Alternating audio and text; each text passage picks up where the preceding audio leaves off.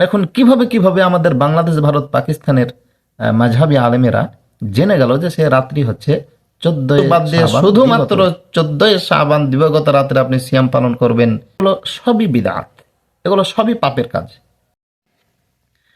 আসসালামু আলাইকুম ওয়া রাহমাতুল্লাহ। নাহমাদুহু ওয়া নুসাল্লি আলা রাসূলিহিল কারীম, আম্মা বা'দ। প্রশংসা আল্লাহর জন্য, আলহামদুলিল্লাহ। আল্লাহর রাসূলের উপর অগণিত দরুদ ও সালাম বর্ষিত হোক, সাল্লাল্লাহু আলাইহি ওয়াসাল্লাম।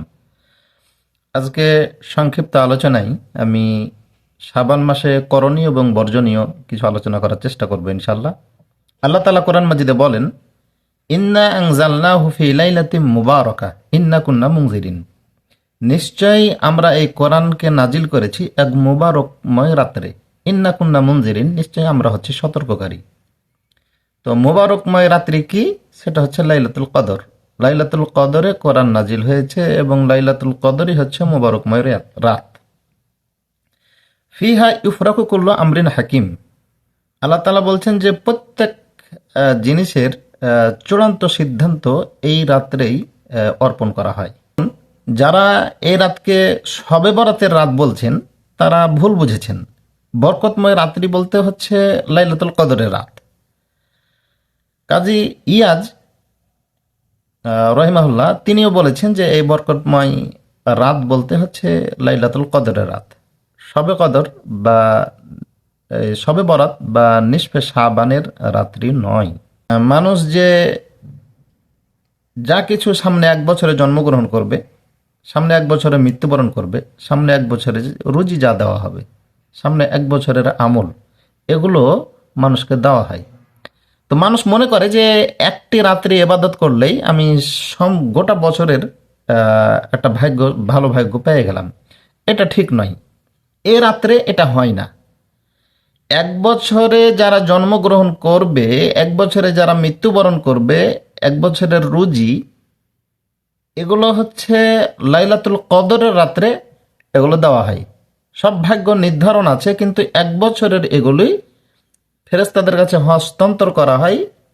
এক বছরে কে মারা যাবে, সামনে এক বছরে কতজন জন্মগ্রহণ করবে, সামনে এক বছরে কি খাবে, এগুলো ফেরেশতাদের হাতে পেশ করা হয় লাইলাতুল কদরের রাত্রে। যারা বলছেন যে নিসফে শাবানের রাত্রে, তারা ভুল বুঝেছেন, এটা সঠিক নয়। আর শাবান মাসে সিয়াম ছাড়া অন্য কোনো এবাদত, অতিরিক্ত এবাদত আছে বলে আমাদের জানা নেই। রাসূল সাল্লাল্লাহু আলাইহি সাল্লাম শাবান মাসে বেশি বেশি সিয়াম পালন করতেন। আয়েশা রাদিয়াল্লাহু তাআলা আনহা থেকে বর্ণিত, তিনি বলেন, কানা ইয়াসুমু শাবান কুল্লাহু। রাসূল সাল্লাল্লাহু আলাইহি সাল্লাম শাবান মাসের প্রায় পুরোটাই, এখানে কুল্লাহু বলতে আকসার, মানে শাবান মাসের অধিকাংশ দিনই তিনি সিয়াম পালন করতেন। অনেক বর্ণনায় পাওয়া যায়, আয়েশা রাদিয়াল্লাহু তাআলা আনহা বলেন যে কানা ইয়াসুমু শাবান ইল্লা কলিলা, সহিহ মুসলিম। শাবান মাসে তিনি সিয়াম পালন করতেন কয়েকটা দিন ছাড়া, পুরো শাবান মাস। তাই শাবান মাসে 1 থেকে 10 তারিখ, 1 থেকে 15 তারিখ, 1 থেকে 20 তারিখ আপনার যতটুকু সামর্থ্য কোলায় আপনি সিয়াম পালন করতে পারেন, সহিহ হাদিস দ্বারা প্রমাণিত। তাহলে শাবান মাসে আপনি বেশি বেশি সিয়াম পালন করবেন কেন? রাসূল সাল্লাল্লাহু আলাইহি সাল্লাম পালন করেছেন তাই। শাবান মাসে বেশি বেশি সিয়াম পালন করবেন কেন?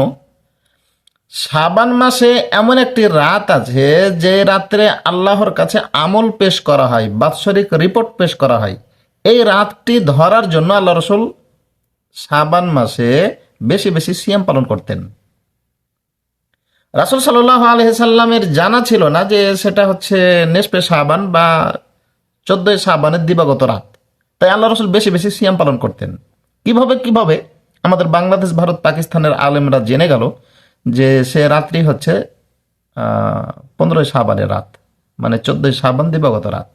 তাই অফিস কলকারখানা সব ছুটি দিয়ে তারা এই রাত্রে ইবাদত করতে আরম্ভ করলো। এই রাত্রে যে বেশি বেশি দোয়া করবে এরকম কোনো সহিহ হাদিস নেই। এই রাত্রে কবর জিয়ারত করবে এরকম কোনো সহিহ হাদিস নেই। এই রাত্রে বেশি বেশি নফল নামাজ পড়বে এরকম কোনো সহিহ হাদিস নেই। হাদিসগুলি সবই জয়ীফ এবং মাওজুদ। এই শবে বরাতের রাত্রে গোসল করতে হবে, অনেক ইবাদত বন্দেগী করতে হবে, একথা সঠিক নয়। আমাদের দেশে দেখা গেছে মহিলারা গোসল করে চুলের পানি ছেড়ে দেয়, প্রত্যেক যে ফোঁটা চুলের পানি পড়বে সেই পরিমাণ নেকি হবে। এই কথাগুলো মিথ্যা। এগুলো মানে মিথ্যা, মানে একেবারে মিথ্যা, কোনো ভিত্তি নেই। তাহলে আমি বলছিলাম যে শাবান মাসে অন্য কোনো এবাদত নেই। এমনকি শেখ উসাইমিন রহিমাহুল্লাহ বলছেন যে শাবান মাসে কেউ যদি বেশি বেশি দান করে এটাও বিদআত হবে। শাবান মাসে কেউ যদি মানুষকে, ফকির মিসকিনকে বেশি বেশি খাওয়ায় তাহলে এটাও বিদআত হবে। মানে এই মাসের এই যে বরকত নেওয়ার জন্য, ওই রাত্রিটার লাইলাত সবে বরাতের বরকত নেওয়ার জন্য কেউ যদি এগুলো করে তো এটাও বিদআত হবে। এটা শেখ উসাইমিন রহিমাহুল্লাহ বলছেন। আমি বলছিলাম যে শাবান মাসে সিয়াম ছাড়া অতিরিক্ত আর কোনো ইবাদত রাসূল সাল্লাল্লাহু আলাইহি সাল্লাম থেকে প্রমাণ নেই। যারা করছে তারা ভুল করছে, এগুলো থেকে ফিরে আসতে হবে। শাবান মাসে সিয়াম পালন করতে চান, বেশি বেশি সিয়াম পালন করুন, এতে কোনো সমস্যা নেই। কিন্তু 14ই শাবান দিবাগত রাত্রে সারা রাত্রি ইবাদত করতে হবে, দিনে সিয়াম পালন করতে হবে, এটা বিদআত, এটা চলবে না। কেউ যদি এটা করে তাহলে সে পাপ করছে, কাবিরা গুনাহ করছে। এগুলো বিদআতের পর্যায়ভুক্ত, এগুলো থেকে ফিরে আসতে হবে, এগুলো করা যাবে না। সিয়াম পালন করলেও পাপ হয়। যেমন শুধু শুক্রবার, প্রতি শুক্রবার যদি আপনি সিয়াম পালন করেন তাহলে পাপ হবে। 2 ঈদের দিন যদি আপনি সিয়াম পালন করেন তাহলে পাপ হবে। কেন? রাসূল সাল্লাল্লাহু আলাইহি ওয়াসাল্লাম নিষেধ করেছেন। এইরকমই সবে বরাতের রাত্রে শুধু যদি আপনি বরকতের জন্য সিয়াম পালন করেন তাহলে পাপ হবে। কারণ কি? রাসূল সাল্লাল্লাহু আলাইহি ওয়াসাল্লাম থেকে কোনো হাদিস, কোনো দলিল প্রমাণ নাই। তাই ইবাদত করতে হলে দলিল প্রমাণ লাগে। এই শাবান মাসে আল্লাহর কাছে যে ব্যক্তি ক্ষমা চাইবে আল্লাহ তাআলা তাকে ক্ষমা করবেন। এই ব্যাপারে একটা হাদিস এসেছে, দেখেন, ইন্নাল্লাহা লা ইয়াত্তালিউ ফি লাইলাতিন নিসফি মিন শাবান, নিশ্চয় আল্লাহ তাআলা নিসফে শাবানের রাত্রে বান্দার প্রতি তিনি লক্ষ্য করেন। ফা ইয়াগফিরু লিজামিই খালকিহি, তার সৃষ্টির সকলকেই তিনি সাধারণ ক্ষমা ঘোষণা করেন। ইল্লা লিমুশরিকিন আও মুশাহিনিন, শুধুমাত্র মুশরিক, শিরককারী ব্যতীত আর হিংসুক ব্যতীত সমস্ত মানুষকে তিনি সাধারণ ঘোষণা ক্ষমা করেন। হাদিসটি এসেছে সুনানে ইবনু মাজাহ 1390 নম্বর হাদিস।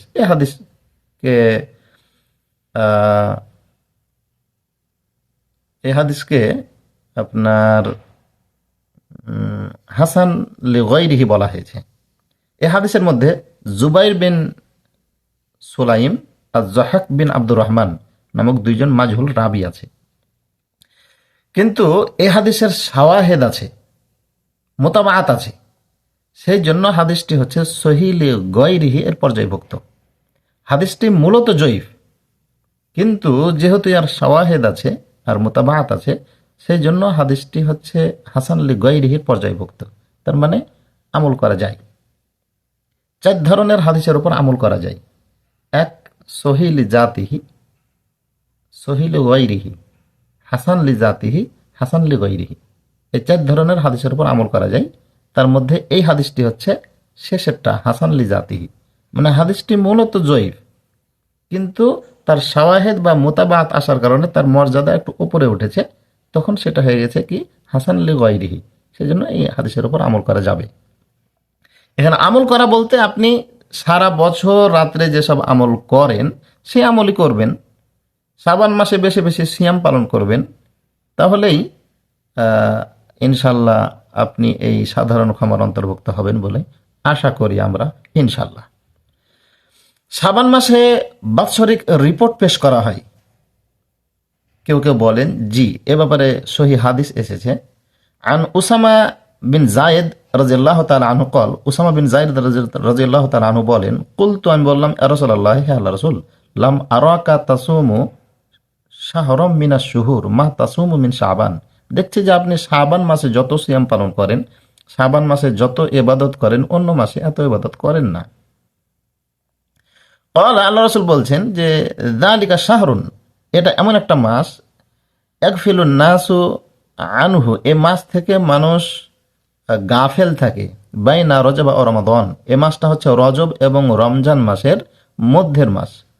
অহুয়া শাহরুন তুরফাউ ফিহিল আমাল ইলা রাব্বিল আলামিন, এটা এমন একটা মাস যে মাসে আল্লাহর কাছে সারা বৎসরের রিপোর্ট পেশ করা হয়, আমল পেশ করা হয়। ফাউহিব্বু আন ইয়ারফা আমালি ওয়া আনা সাইমুন, আমি চাই যে আমার আমলটা আল্লাহর কাছে উঠুক এই অবস্থায় যে আমি সিয়াম পালনকারী। তিরমিজি 747 নম্বর হাদিস। তাহলে এই হাদিস দ্বারা বোঝা যায় যে শাবান মাসের এমন একটি রাত্রি আছে যে রাত্রে আমল আল্লাহর নিকটে পেশ করা হয়। তো এটা কোন রাত্রি, এটা রাসূল সাল্লাল্লাহু আলাইহি ওয়াসাল্লাম জানতেন না। তাই আল্লাহ রসুল শাবান মাসের প্রায় পুরোটাই, শাবান মাসের অধিকাংশ দিন তিনি সিয়াম পালন করতেন ওই রাত্রিটিকে ধরার জন্য। এখন কিভাবে কিভাবে আমাদের বাংলাদেশ, ভারত, পাকিস্তানের মাঝহাবি আলেমেরা জেনে গেল যে সে রাত্রি হচ্ছে 14 শাবান দিবাগত রাত্রি? তো তারা যদি জেনে থাকে তাহলে এটা ভুল করেছে। রাসূল সাল্লাল্লাহু আলাইহি ওয়াসাল্লাম জানতেন না, তারা কিভাবে জেনে গেল? এখানে রাসূল সাল্লাল্লাহু আলাইহি সাল্লামের উপরে দুইটা অপবাদ দেওয়া হবে। যদি বাংলাদেশ, ভারত, পাকিস্তানের আলেমেরা জেনে থাকে যে সেটা 14 শাবানের রাত, তাহলে আল্লাহ রসুলের উপর দুইটি অভিযোগ আসবে। এক, আল্লাহ রসুল জানতেন, তিনি গোপন করেছেন। আল্লাহ রসুলের উপরে এই অভিযোগ দেওয়া হবে যে তিনি জানতেন, গোপন করেছেন।